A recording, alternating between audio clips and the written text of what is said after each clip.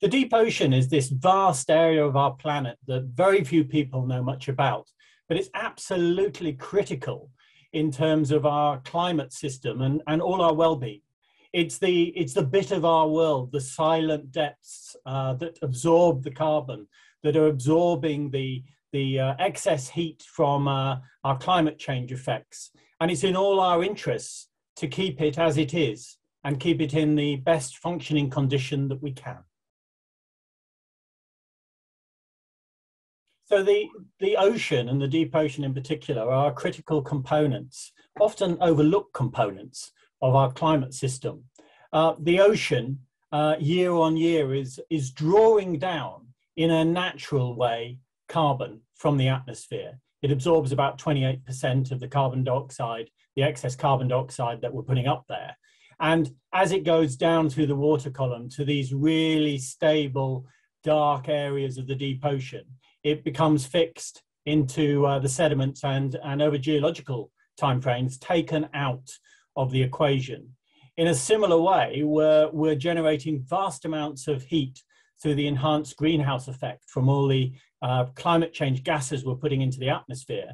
And again, it's the ocean that's doing the heavy lifting. And it's not just the surface layers, it's the deep ocean where this heat is getting locked away as our Earth naturally tries to rebalance the equation that we're all messing up by our activities.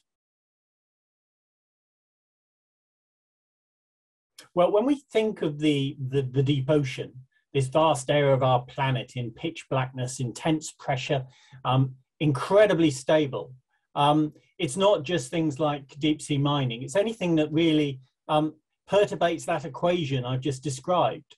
And when we start to affect the deep ocean, and for example, you might not think our activities on land are doing that, but they are, because they're making it warmer, they're changing the current structures.